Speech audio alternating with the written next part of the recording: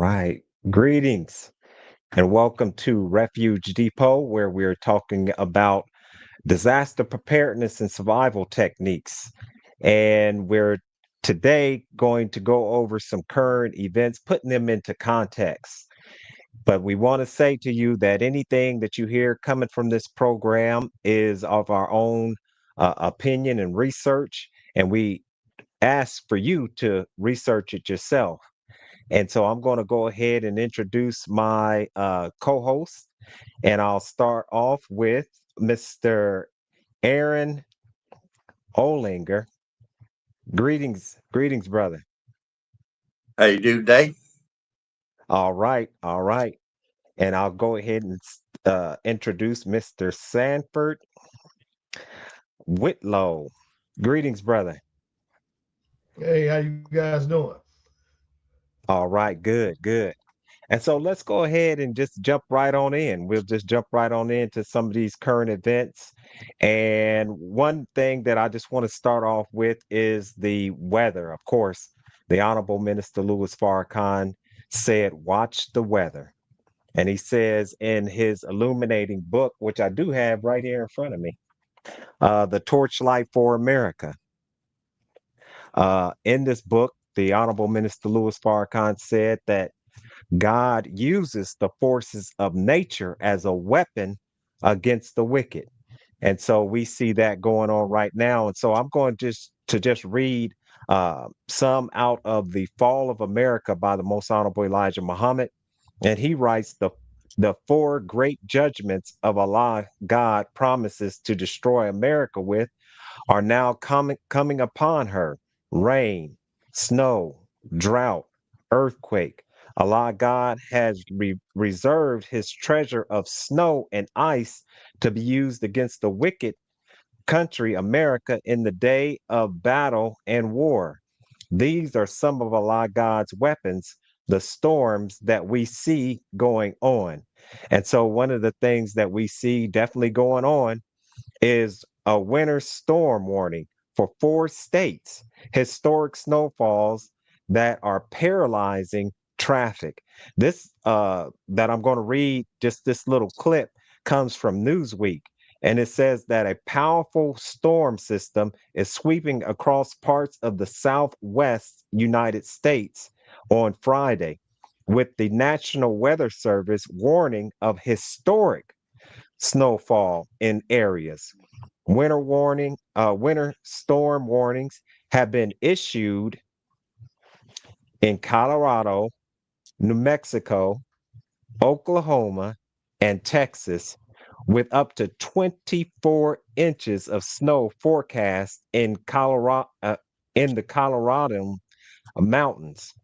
The uh, the NWS, I think that's the National Weather Service, has warned that the poor conditions will make travel impossible in parts with life threatening conditions on the roads. So I just wanted to start off with that. If any of you want to interject any comments on that, and this is what we're trying to warn our people to be prepared, to make your home a sanctuary and not a cemetery, because it may be that the snow is so much that you may not be able to get out of your home.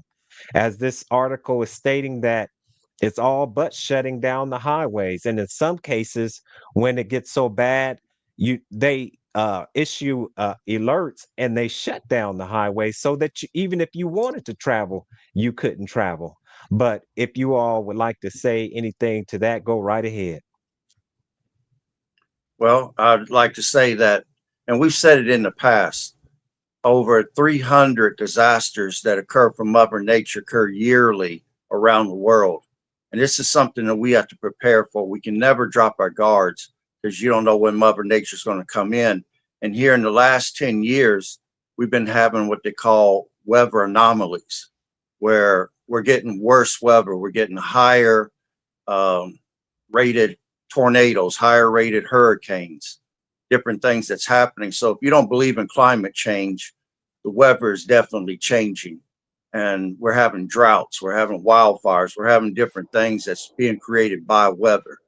And people need to understand that this can occur at any time, at any place, and it's occurring in record breaking numbers as far as frequency and intensity. So Right. I'll stop there. Yeah. I just want to chime in on that record breaking because if we remember just this past summer, it was record breaking temperatures, record breaking heat. And so this heat also is translating into record breaking hurricanes because of Mhm. the warmth of the waters. And this warm waters fuels these hurricanes. And there's another hurricane that's on its way to Florida. And so, yeah, the people had better prepare, or as we say, get that to go bag and go to safer grounds. But Brother Sanford, what would you like to say as far as that's concerned? Well, we've said the last few weeks, be ready so you don't have to get ready. So I think if you see this happening out west, that's a precursor to let you know it may be headed east. So now is the time to prepare and get those things in order now. I wouldn't wait a week. I wouldn't wait a month.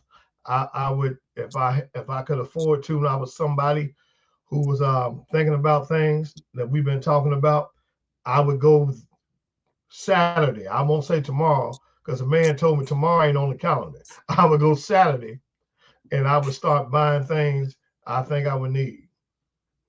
Mhm. Mhm. And I would like to add that right now down in Cuba, their power grid's down. A few weeks ago, it was down because they were cyber attacked.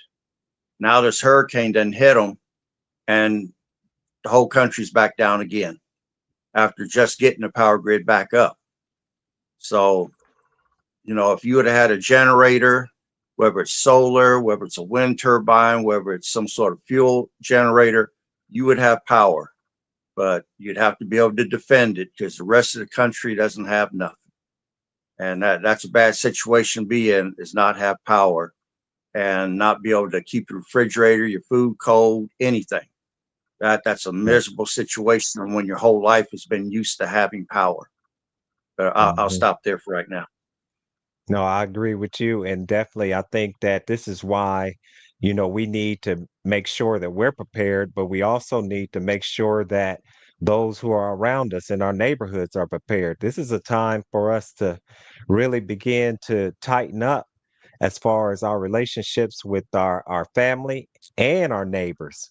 As you're saying, one of the things we want to have is security, and the best security is that your neighbor is looking out for you and not going to come in and take what you have. And so this is something that we definitely suggest for the Black community, because when we looked at Hurricane Katrina, we were all that we had to depend on, because many of us, down in down in New Orleans, they didn't have the transportation to even leave the area. So this is a situation to where we have to begin to look at the resources that we have within our community, our churches, our organizations, and we need to begin to organize to look at these things and not be so distracted by, and forgive me, Brother Sanford, but the the football games, and the mixed martial arts, and all of these Roman games are distracting. But we're saying to those who are listening to this program that the SHIT has hit the fan, and that there's no more playing around today. And so, if I can, I would like to get into what you were talking about with the wildfires. It says as of Yes. November the 8th, Mhm. 2024, there are nearly 14 large wildfires burning in the United States, which have collectively burned 492,000 acres. These wildfires are distributed among 18 states. It says while the specific states experiencing these wildfires are not detailed in the information that I'm giving you, it is known that that significant wildfire activities have been prevalent in regions such as California, Colorado, again, North New Mexico in recent years. The southern area has also been highlighted as a region significantly affected by wildfires. Approximately 4,000 wildland firefighters and support personnel are actively engaged in combating these incidents.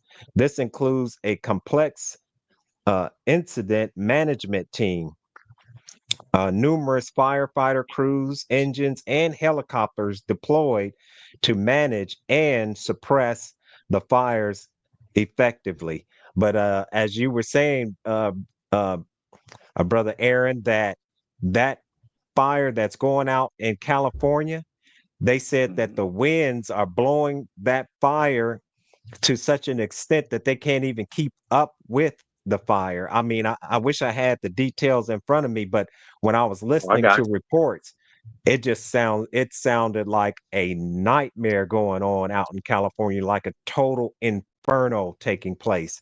And these type of natural disasters are taking place all over the country, whether it's fire, well, we I just read it from the Fall of America, you. Yeah. rain, hail, snow, and we're going to get into to the earthquake uh, that you have some information on, brother Aaron. But if you all want to say any more about these wildfires, go right ahead. Yeah.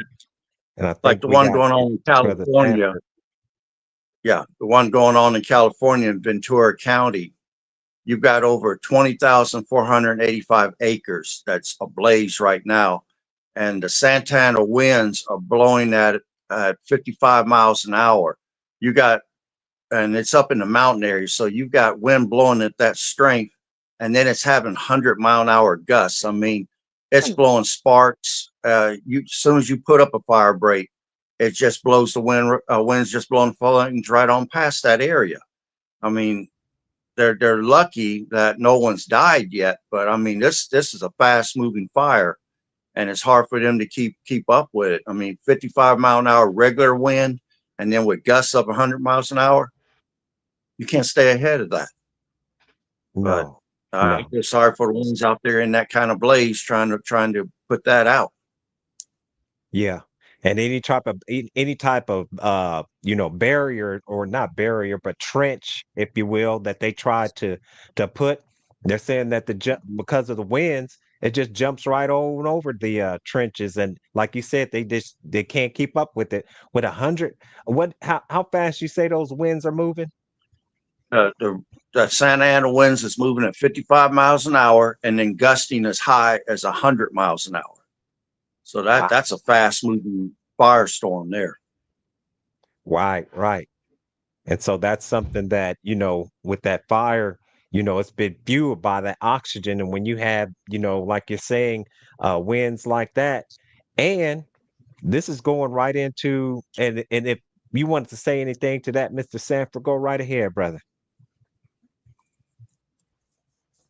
No, I mean, I think you covered it all. The reality is that just be prepared, because if you're in that environment, you kind of call off, and it's nothing you can really do unless you have an evacuation plan, a secondary place to go secure yourself and your family, because there's nothing you can do about this. It's out of control. Yeah, and I'd like to add to that. If I lived in that type of environment where I had to worry about wildfires, I'd keep one vehicle fully stocked, ready to bug out. My bug out bags would be inside that vehicle, extra water, extra clothing, money for a motel or whatever, camping gear in the event I'd have to live right out of the vehicle. But I would have a vehicle already set up. So as soon as I get in it, I can roll out at a moment's notice. I wouldn't want to have to be packing up and looking for this or that, because you're just burning unnecessary time. I would have maps of direct roads of how to get out of there. And if those roads are covered, I would have alternative roads. I mean, if nothing else, if there's railroad tracks going through there, you can put your car up on them railroad tracks and go at a slow pace. It'd be bumpy, but it'd be one way to get out of there in the event that all the other roads and access roads were all covered. But I would have escape routes already mapped out, and I'd have emergency numbers to where I can call people to let them know my location in the event I would need to be air rescued or something. But I'll stop there. No, that's good. You That's know, good information. So, like you said, things that, I was gonna say we need to, we talked about sheltering in place, but another aspect of survival, like you're just saying, is that if you need to evacuate, we're told to at least always have your vehicle as at least half full instead of half empty. You, a lot of us like to drive around, and it's understandable because gas is high, but a lot of us like to drive around with it barely off of E. And so I think that what we need to consider is that with the weather being so extreme, and no place is safe. No place in America right now or throughout the world is safe. Um, and I want us to, when we get a chance, to do a program on the different states and what are some of the disaster threats that those states may face, because I think that that'll be really good information. And of course, we know that the weather is so extreme, so some things may not necessarily be straight on, but we can still go into that. But yeah, definitely have and then have something in your vehicle. Have you some a to-go bag uh, in the winter? Think of putting some kitty litter or something like that in the back of your vehicle just in case you get stuck. You could put some of that up under your tires so that you can get some traction. But I don't want to go too far off into the current events. Let me go into, since we're talking about the wildfires, I would like to talk about the drought that is really striking America. And see, one of the things that the Most Honorable Elijah Muhammad and the Honorable Minister Louis Farrakhan said is that they're not going to tell the mainstream media, they're not going to tell you how bad things really are. I mean, things are really bad. And we're just talking about the weather, but as far as the national debt is concerned and the economy is concerned, it's really bad. So but listen to but there's steps that we can take. We're not saying that it's bad and you can't do anything about it. You can do something about it. But let's look at this drought. It says a significant portion of the United States is facing drought conditions. Over half, 51.89% of the 48 states and 43.4% of the United States and Puerto Rico are in drought. I know here in Ohio, they're experiencing serious drought. And that means that it's impacting the production of food.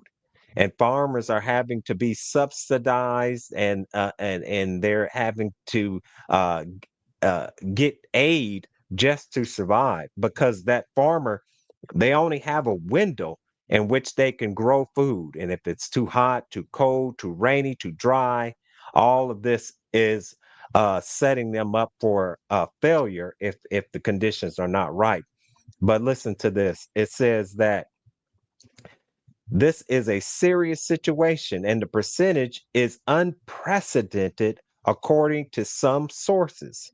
Drought harms farms and food productions in several ways. And here are some. It reduces crop yield. Less water means plants grow slower and produce fewer fruits, vegetables, and grains. Lower quality crops due to drought can lead to smaller, less nutritious uh, uh, produce. In extreme cases, crops may completely fail. And when production goes down, food prices tend to go up. And so this is what we're trying to say, is that you got two situations here, maybe three, right? Number one, you not as much food will hit the market. The food that does hit the market will be of less quality, and on top of that, it will be higher prices. So this is why we encourage everyone who's listening to start to, if you have a backyard and you have, a place where you can grow food, start to think to look into growing food. And I suggest this to the churches. If you want to attract more young people back to your churches, then a lot of these churches, they just have land and all you're doing is mowing the grass. Put some a garden out there, attract these young people, let them get their hands in that soil and grow their food. And once they see that produce start coming up and bite into that nice tomato, they will literally say, "This is not a tomato." And the reason why they'll say that this is not a tomato is because the produce that you're getting usually in the market is some genetically modified produce, and it don't even taste like a natural tomato. But I don't want to digress. If you all want to say anything about the drought or anything like that. No, you pretty well covered it. All right. All right. Yeah, So let's I go think what you said into it's a good idea though. yeah, go ahead. No, I was gonna say it's a good idea if churches would start involving young people and teaching them this the skill of gardening. I think that's should be something that's like that we look at as a mandatory thing. And most churches, like you said, have a lot of land behind them. And if you want to create school projects, if you want to create after school projects, I think that's a great way to teach young people in the community how to do something for themselves in the community. That's a great idea. That should be Yeah, pushed nationally. And I'd like to add to that families have to take responsibility also. My parents was taught, they grew up on farms. They were taught gardening by their parents. My parents taught me. I taught my daughter, and I'm going to be around to help my daughter teach my grandchildren. These skills need beautiful. to be handed down through generations of the family because not too long ago, and for probably over 1,000 years, people knew how to grow and raise their own food. But in just the last two generations, because of modern technology and McDonald's and all the other places, people have lost their survival skills. They don't know how to do anything. These skills need to be brought back. We need to get back to basics and start learning how to do for ourselves because the only person that's going to rescue you is going to be you. I'll That's it. stop there. Now, Oh, one other thing I'd like to add. One other yeah, thing. I feel that if you have a spiritual side, pray to God for the sense of discernment. Because with all that we're being bombarded with in the news today, we need that skill of discernment to be able to figure out what are the distractions and what things we should actually be preparing for. That's going to be vital to know. So you got the ability of discernment. You got a lot going for you right there. I'll stop there. absolutely. So let's go ahead and get into some of these strange things that we see going on in the animal world. Um, One of the things that I was watching today is some of the strange experiments. Believe it or not, this is what I was watching, Brother Aaron. I was watching this video literally right before we began this program, and I think it was called something titled 10 or 15 horrific experiments that that produce what's called, I think it was chimera. These Okay. half man, half animal projects and so yeah, if you could go on into something that you that's in the news now, that and I'll go into some another story that I found that is literally it's pretty terrifying. Okay. Well, down in South Carolina, there's a bio lab down there that specializes in brain disease or infectious brain disease, whatever. and they had 43 rhesus monkeys escape their lab. Now they're telling Mm. people that they're too young, they haven't been infected or used to be tested yet, which I find that hard to believe, but that's what they're telling people. They're telling people stay away from them, don't come in contact with them. You see them, contact your authorities. They're trying to round them up. There's still, some of them are still loose today, but somehow 43 got out, which they usually put them in individual cages. I don't know how, unless they didn't have none of them in cages, but somehow Right. 43 got past the security at the door or whatever and somehow got out. Now, tall fence ain't going to stop a monkey. I mean, they go right over that fence like it's nothing. And then they Right. just took off running for their freedom, I guess. But what I would like to know right now is the people that are out there collecting them. Are they in biosuits or are they in standard street clothing? Because if they're in protective body wear, I say the monkeys are infected. If they're in street clothes, I say you probably don't have nothing to worry about. But that's just my opinion. But they're telling people stay away from them. So I'll stop at that. Man, brother, but Sanford, you want to say anything to that or? Yeah, yeah. I did a little research on the rhesus macaque primates, as their former name. Um, I know the region that they come from, Asia, India, Thailand, Afghanistan. That's where they get most of them from. Um, I found out that they chose those particular primates because they say they appear to be the most communicable with human beings. So I Mm. think that's an interesting thing there, that they found something they thought was communicable with a human being. And what Aaron was saying about, people trying to gather them up being in suits.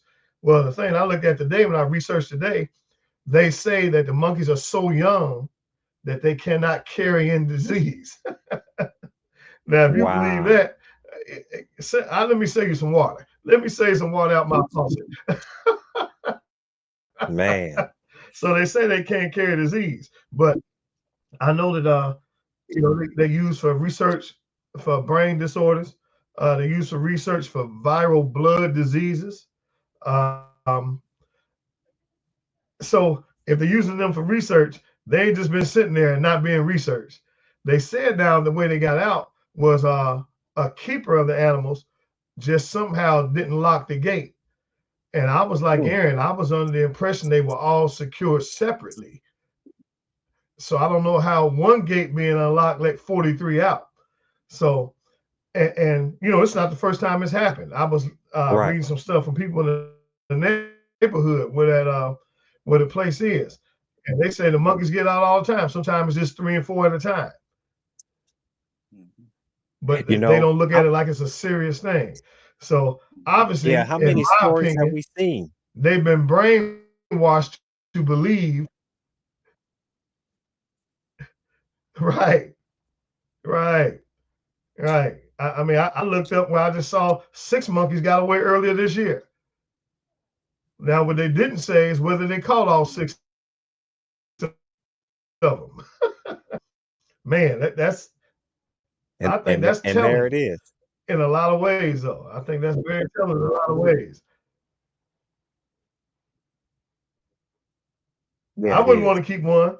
And like you're saying, these monkeys getting out like they do. How many stories do we always hear about animals getting free? Animals they can be, they're not as dumb as you think that they are. And so, what's terrifying about this though is that to some degree, people have it's insanity if you ask me, but some people don't see wild animals as wild animals. This little cute monkey, oh, come here, Right. whatever the monkey's name might be. And next thing you know, that person is getting bit. Next thing you know, that person is infected with something, sneezing on everybody. Who knows? But this is something that is going to have to be closely watched because, like you said, we don't know what type of experiments were conducted on these monkeys. And believe me, there's all type of biological experiments being done in places that we would think are not happening in our backyard, but they are happening in our backyard. And so this is something definitely that we'll have to keep an eye on. And to just veggie back on what you're just saying right there, here's the story about something that, like I said, is pretty terrifying, and that's terrifying if we really understand. But here is a case of, and you all probably heard it, the CDC issues warnings over outbreak of cow flu in multiple Americans. And this is coming from the Daily Mail. It says the H5N1 bird flu virus spreading among cows is infecting more farm workers than experts realized. These experts, they just be behind the ball. It says the CDC tested 115 workers at farms suffering outbreaks and found 8 of them tested positive for the virus, an infection rate of 7%. Many of them had no symptoms. Right there is dangerous, right? Because they're just walking around in the grocery stores. And so it says, which officials fear indicates H5N1 is spreading much more widely than official numbers show.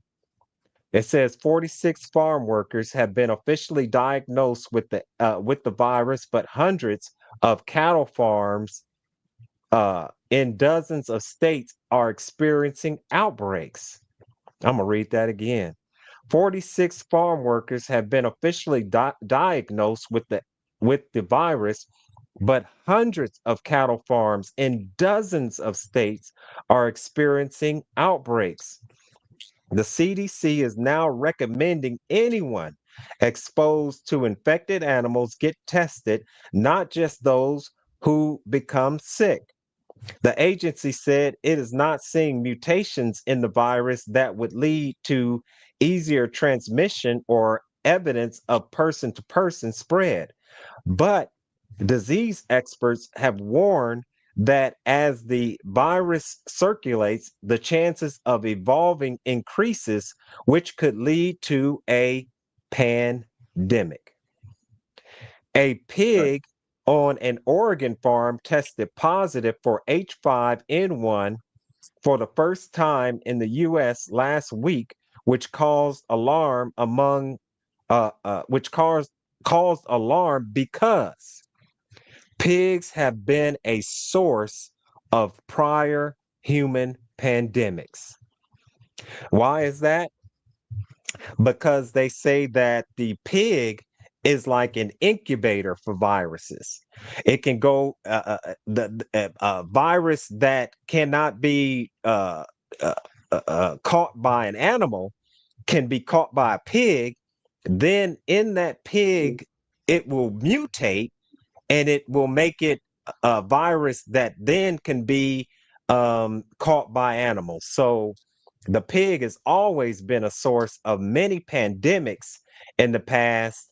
And today it looks like we definitely haven't learned the lessons of the pig, the swine, uh, as of yet. So this is terrifying. And so one of the things that we're talking about also is that we have to maintain our health today.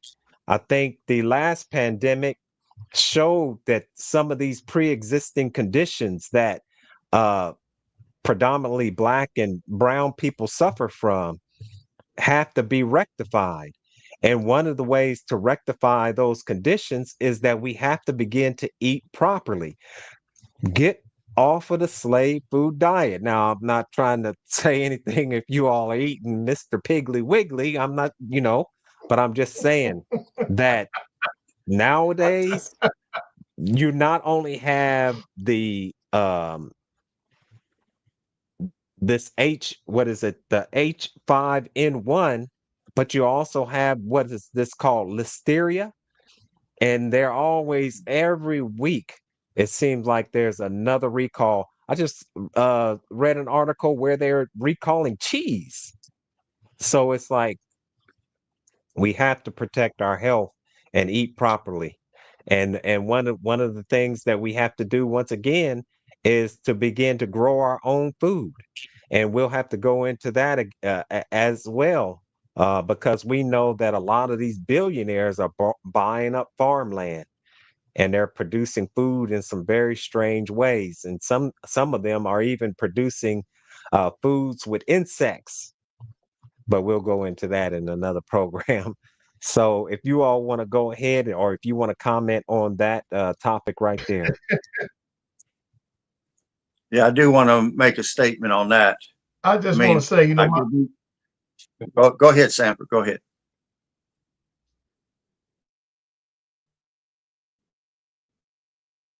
no, I was Well, gonna I'll say come real back to you. quick.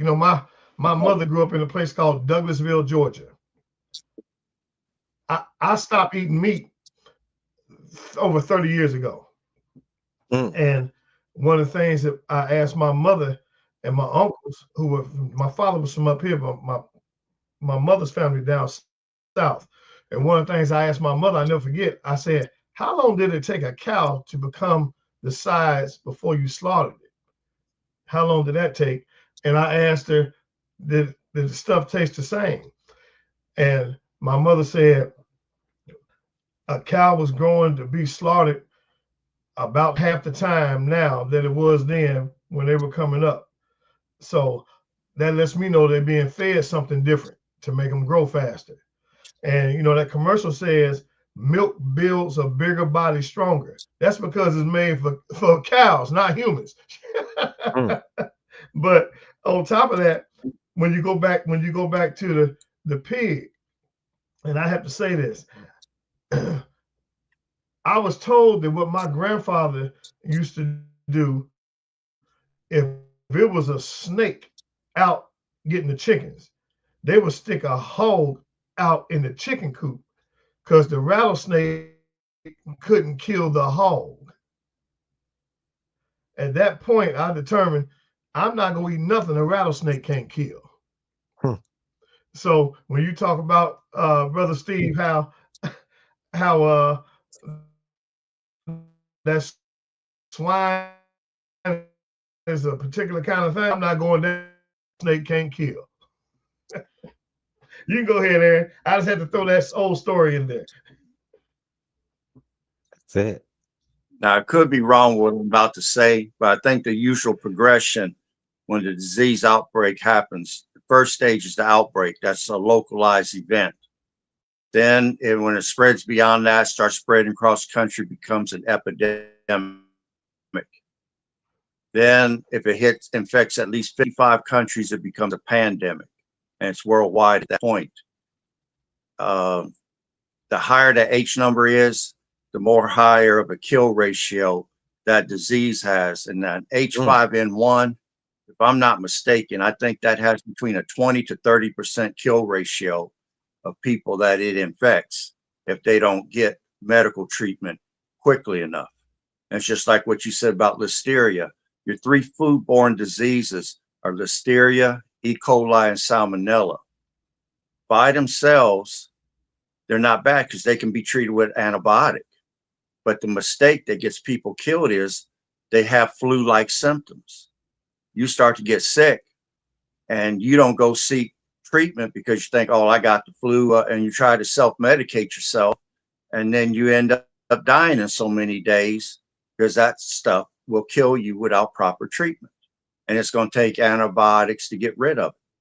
But it can fool you because you think you've got the flu or something of that nature, and you don't go seek medical help quick enough. So we have to be very careful with what we're consuming, because most of our food is coming from other countries.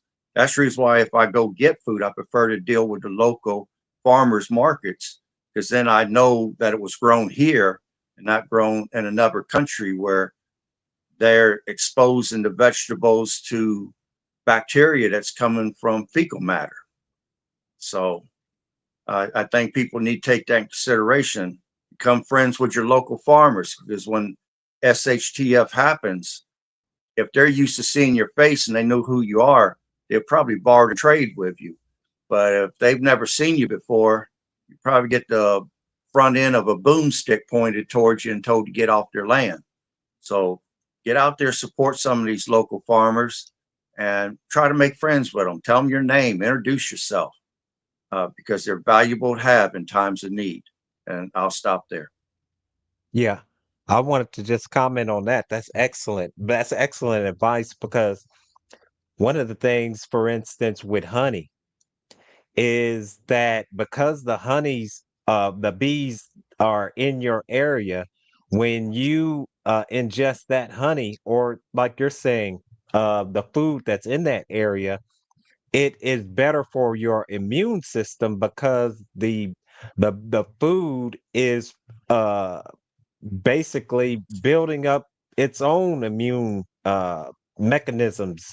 And when you eat that food ingested in your own area, you're going to be a lot healthier than if you eat some strange food from, like you're saying, another country that has traveled 9,000 miles on a ship.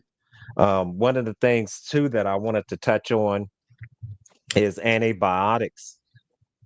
Unfortunately, farmers have been raising cattle and injecting cattle with a lot of antibiotics. And now there is a surge of what's called superbugs. These are bugs that can't be killed with antibiotics. And the thing about it is that because they inject the animals with antibiotics and we eat those animals, that our immune system then becomes compromised so that when we do catch these, um, like for instance, there are some strains now of gonorrhea and syphilis that cannot be treated with antibiotics. You want to talk about AIDS? Think about these diseases that you may catch and that you can't be treated with. But yeah, I would urge the people to look that up because antibiotics right now, they might not be there the way that you want them to be there. So I just wanted to bring that up. Um, we'll go ahead and look at, if you would, Brother Aaron, talk about the earthquake that Ohio experienced. Yeah, about 2 to 3 days ago, actually 3 to 4 days ago, we had an earthquake set right on the Ohio and Kentucky border. And it was a low intensity one. I think it was about 3.6 on the Richter scale. But where we sit close to what is called the New Madrid seismic zone, and that covers over 7 states. That would be Mississippi, Kentucky, Tennessee, Arkansas, Illinois, Indiana, um, and you got Ohio there. But that reaches way out, up through the United States and comes from down around the Mississippi. Last time there was a major earthquake there, it made the Mississippi River run backwards for a Mm, period of time. And it caused such an effect that the ground was shaking so fast because we have loose dirt here where California has a lot of rock. The loose dirt was vibrating so fast it created, what I forget what the term they call it, but it turned the ground. Oh, it's called liquefaction. Uh, People mm. sunk up to their chest just standing on what they thought was solid ground. Next thing you know, they're up to their chest in almost what felt like quicksand because there was that fast of a vibration. And here in the last 10 years in the Midwest of the United States, we've been experiencing more and more earthquakes, which makes me wonder if that seismic zone is about to go active. Now, they've been having them down toward Texas and other areas also. California always gets them, but other areas have been getting them that normally doesn't get them. And this one would be probably the third I've ever seen in my lifetime. And I'm 67. So That's very unusual for something like that to happen.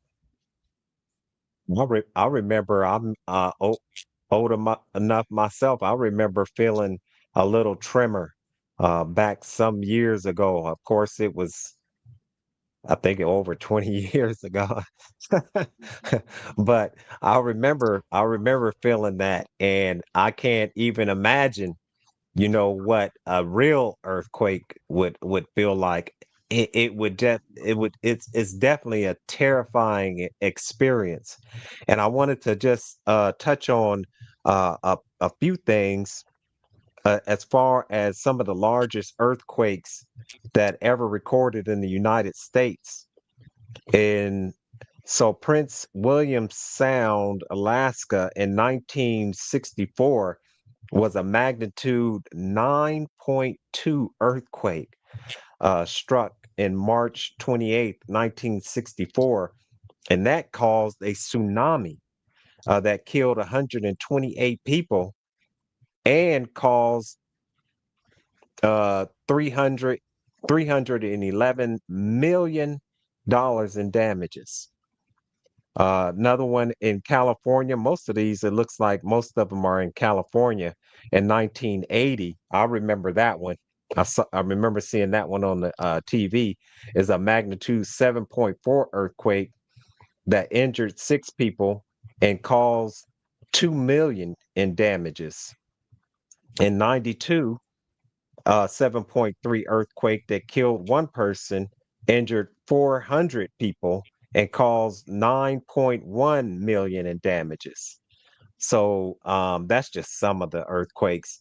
But I remember seeing, I think, one that struck California where it was causing the overpasses to collapse onto the underpasses. And that was just, man, that was awful to see, some of those cars being, because that there were victims definitely inside of there. But yeah, that's something else. One of the things, real quick, that I just wanted to touch on that just crossed my mind was there's a lot of talk now about Yellowstone possibly erupting, and that if that would erupt, it would blot out the sun.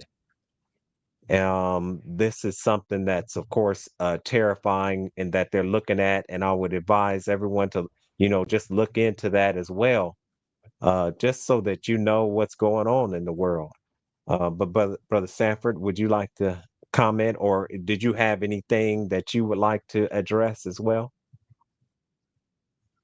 Well, I experienced the earthquake in '85 in Japan. I was in Japan, and they had a earthquake central Japan, and I was on the outskirts, and it was devastating. I know three, four, 500 people died during that earthquake, but as far away as I was from it, we felt like tremors later. And it was really something. It was on the way to the airport when it happened, and it was like a feeling I've never felt before. You can't even describe it because you really Mm, feel like you don't have control of your balance, and even the short moments, those short bursts, but they were enough to make you say, man, what's going on here? Where you really felt like you didn't have any control. So and like I said, we were leaving at the moment that it happened, and it was really devastating. But yeah, man, with all the things that we're doing to the world, it's inevitable. mm-hmm, We have changed. God created this thing perfect. We've altered all of this. So when they talk about global warming, yeah, global warming is happening because he told you it's gonna burn up anyway. But we are expediting the process by the things that we want to do for convenience right now, mm-hmm. from a cell tower to a microwave. So I mean, it's on its way, Yeah. and I think the nature of man is so selfish that we're not gonna change that anyway. I think those things that we're talking about being prepared for there, I think you can do your best, but I think as a whole, man is so selfish and so greedy and so anything else that that's part of the human demise. I think it's on its way. Mm. Hmm. Yeah. One of the things that you talk of, oh, go ahead, brother. Well, one other thing I wanted to add what Sanford was saying. A lot of people don't realize this. Now, tornadoes and hurricanes may have seasons, earthquakes don't. I mean, the one Mm, that you talked about happening in Anchorage, that was in the middle of March, and that was wintertime. I mean, bad wintertime in Alaska. You go outside for protection or your house cave in, you're out in the snow. The one that I talked about that happened to the New Madrid fault line, that was in the middle of December. That put a lot of people in some of the western states out in the snow. So even though you can predict what seasons to watch out for on some disasters, there'll be others that could happen at any time. So it's hard to prepare for that. and one of the things they talk about that is a possibility in causing some of these earthquakes or at least tremors is fracking. They're saying that a Yeah. lot around some of these areas where there's a lot of fracking, where they're extracting this oil and pumping into the ground, the water that cannot be used anymore because it's contaminated. They're saying that those areas are experiencing, um, tremors or earthquakes, if you will. And what you're saying, Brother Sanford, is as far as man and his total disrespect of the planet, one of the issues that they're talking about that's causing what's called a tipping point is deforestation. This is awful. They're talking about the deforestation of the Amazon and how that whole ecosystem is going to be changed, even if they planted trees, because of the deforestation that's taking place now. Is changing the whole ecosystem, and that it won't operate the same as it operated in the past. So yeah, this is not good at all. But it's going to be something I think that we'll survive. Now, how many will survive is going to be questionable. But with that, you all go ahead and any other because I'm finished with the ones that I had lined up. So if you all want to just throw anything on out there as we are at the bottom of the hour, we can just kick it real quick and close out with that. Well, I'd like to mention Well, that there's I real like strong. to let people Oh, go know ahead. that that no, go ahead, man. Go ahead, Sam. Uh, no, go ahead. Let you go first. Let you go first. No, I was just okay. Real quick, I was just going to say I want the people who are listening to us to turn other people on to us because we're trying to offer some valuable information, and we're going to do some things in the future that's going to be available to the public where we can help improve quality of lives for not just your immediate surroundings, but the people who are extended to you. Um, I really think that the more we put out information, is good information, and the more people that hopefully buy into it and just take in consideration what we're saying. The thing about preparedness, I think, is important. Almost from the house to the automobile to getting home from work to going to work, I think it's something that we really need to start taking serious as a people because nobody's going to save you. And if it's happening, it's too late. So I would encourage people to share what we do with other people, and hopefully they can get something out of it. And we get to the point where they can ask questions live, and we can respond to those questions. And who get a chance to look at this and listen to it, share it, and maybe we can help some other people too. Yeah. Absolutely. And then I wanted to mention that uh, right now Iran held off their attack against Israel because they wanted to wait till after the election. They didn't want to purposely drive voters to go vote for Trump. So they purposely held off their attack. However, a month ago, on October the 5th, there was a recorded earthquake that occurred in Iran that was just about 4.0 on the Richter scale, but there was no aftershocks. That's the key thing, no aftershocks. And it was believed that they did an underground nuke test then. Then, about 3 to 4 days ago, there was another underground earthquake that occurred close to one of their nuclear missile sites that was in the 4.5 Richter scale range. And again, no aftershocks. That was the telltale that it was a nuke test. Now, Iran keeps threatening Israel, don't attack our nuclear sites, don't do this. They're days or weeks away from having a damn nuke themselves. And that's the reason why they don't want to be attacked. It would be a bad deal if they get them, because then their terrorist proxies could be giving them, and those guys would shoot them at anybody. And Iran would have full deniability. It's not me, even though you're arming the terrorists. But the Iranian foreign minister named Abbas Arachi, I know I'm messing up his last name, he admitted on October 8th that they did a test, but you only heard about it once. And then it was like it got snubbed in the news after that. Like maybe he said he wasn't supposed to tell that. You didn't hear about it no more. But there is videotape of him admitting that they did a test on October the 5th. And then China themselves, all their war drills right now are centered around putting an embargo, a military embargo around Taiwan, ships as well as planes. And sooner or later, they're going to put that embargo in, and the embargo will stay there for a period of time because they're going to be looking to starve them out. With no supplies coming into Taiwan, those people will literally be under siege. There's not enough food grown on that little island to be able to feed that entire population. They count on food coming in from outside sources.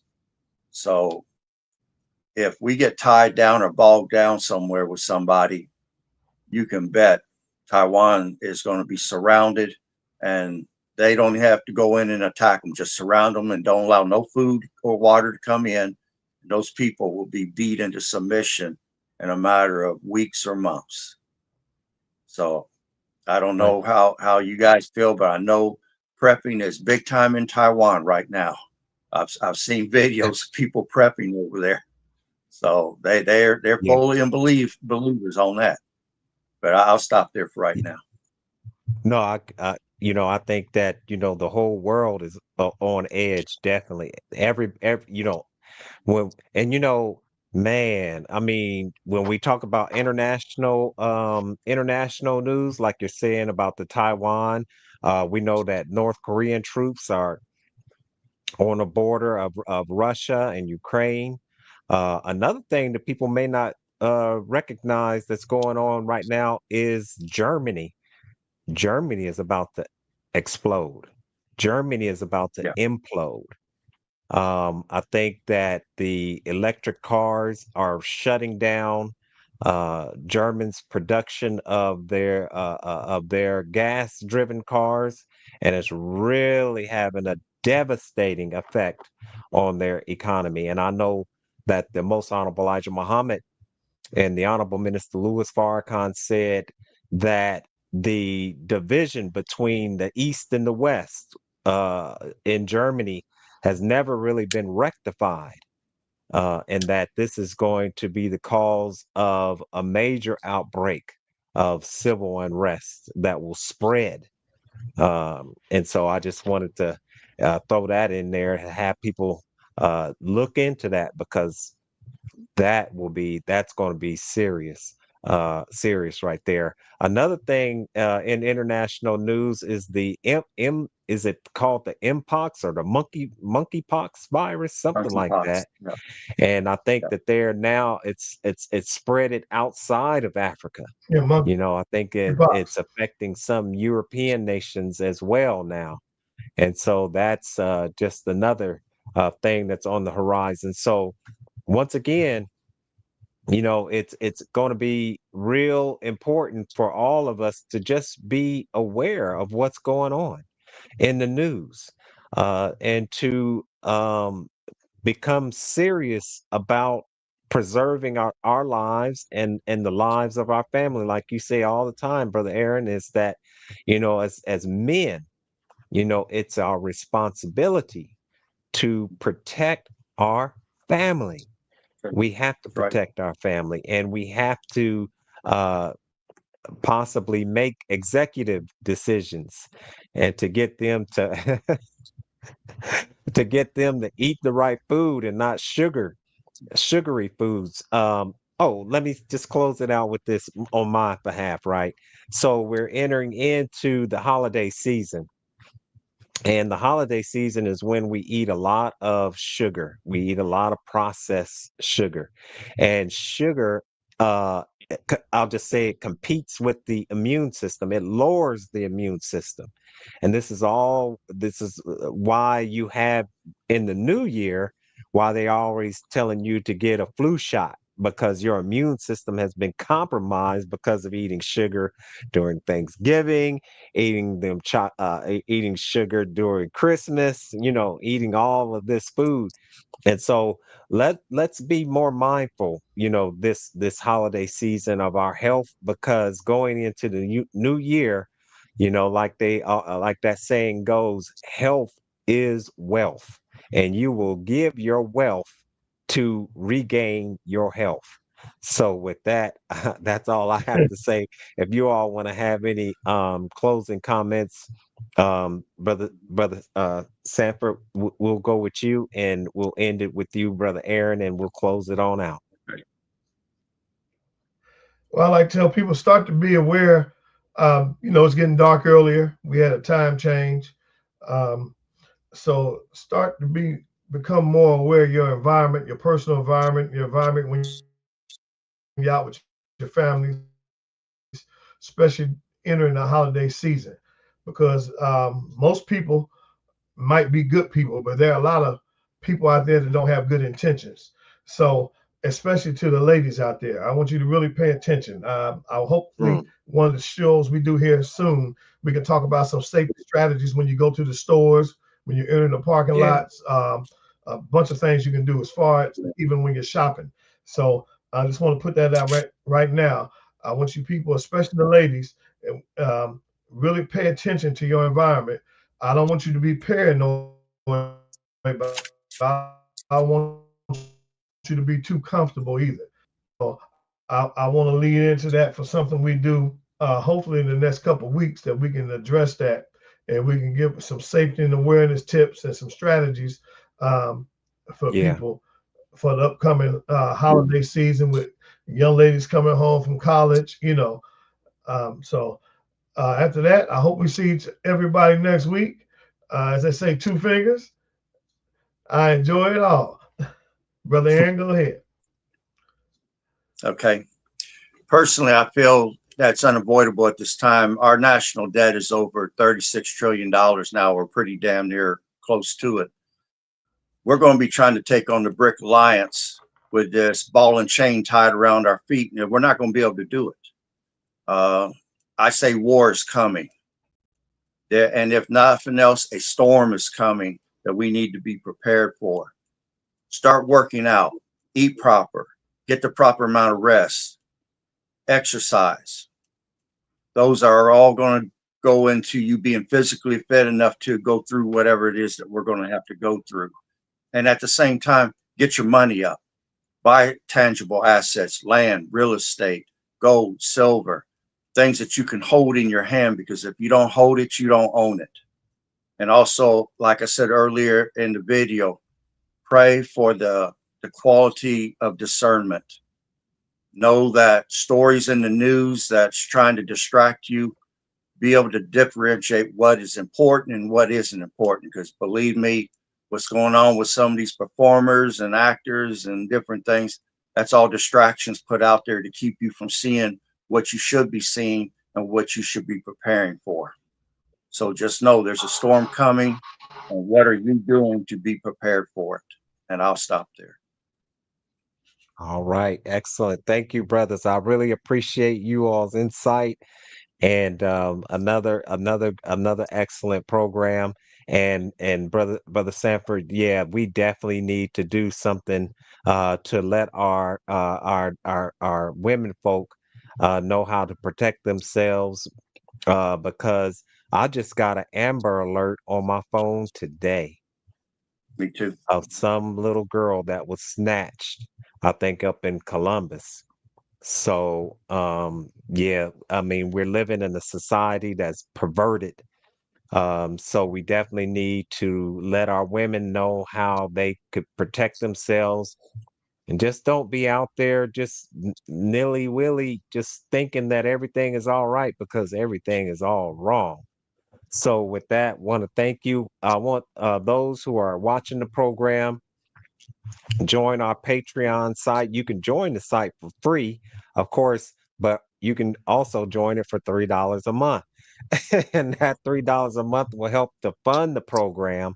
And also with that, $3, $5, $10 a month, you can also get for joining perks. And so we want those who are watching to join our Patreon site. You can go to just Refuge Depot. Just type in refugedepot.com, and that will take you straight to our Patreon site. And in the description, we have where you can go on to our Amazon store, and you can get you some winter preparedness items and other type of items as well. And so yeah, we have a lot of good programs coming up, so we definitely want you to like this program, to share it with your friends and your family, and to subscribe to our channel. Because, while other people might be talking about things that, might interest you, but they might show a cat playing a piano or, something like that. But today it's really time to get our affairs in order so that we can survive what's coming down the pike. So with that, I will close it on out with our book called The Inescapable Famine. And we have touched on a little bit of that on almost every program. So may God continue to bless you and your family with the light of truth and understanding. And God bless.